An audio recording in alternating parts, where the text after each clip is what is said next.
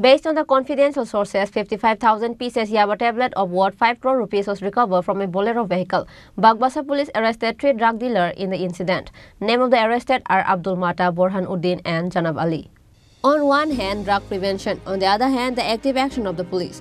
Once again, Bagbasa police got success in anti-drug campaign. Based on the confidential sources, 55,000 pieces Yaba tablet of worth 5 crore rupees was recovered from a Bolero vehicle.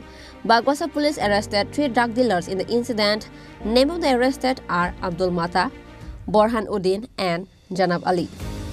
According to the details of the incident, it is known that on Sunday, Bagbasa police received a tip-off that a numberless vehicle was coming from Assam. Based on that tip-off, the Ushi of Bagbasa police station impounded the vehicle. There were 3 people in the car, namely Abdul Mata, Borhan Uddin and Janab Ali. During police questioning, they admitted to have drugs with them. A total of 55,000 Yaba tablets were recovered from them. North District Superintendent of Police Banupada Chakraborty said that after taking these tablets once, the intoxication lasts for 3 days. The tablets are from Myanmar and their black market value is about 5 crore, said the Superintendent of Police. OC বাগবাসার কাছে গোপন সূত্র খবর এসেছিল যে একটা নতুন Bolero গাড়ি যেটার মধ্যে এখনো নাম্বার পড়েনি, সেই গাড়িতে করে আসামের দিকের থেকে নিষিদ্ধ মাদকদ্রব্য আসছে। এই খবরের উপর ভিত্তি করে ওসি বাগবাসা আউটপোস্ট গাড়িটাকে ডিটেইন করেছে। গাড়ির মধ্যে 3 জন প্যাসেঞ্জার ছিলেন, ড্রাইভার সহকারে। তারা স্বীকার করেছে গাড়ির মধ্যে নিষিদ্ধ মাদক আছে। অ্যাকর্ডিংলি এখানে এক্সিকিউটিভ ম্যাজিস্ট্রেট এবং এলাকার বিশিষ্ট 2 জন শিক্ষকের সামনে মালগুলিকে এখানে সিজ করা হয়েছে। যে মালগুলি পাওয়া গেছে এগুলিকে আমরা বলি ইয়াবা ট্যাবলেট।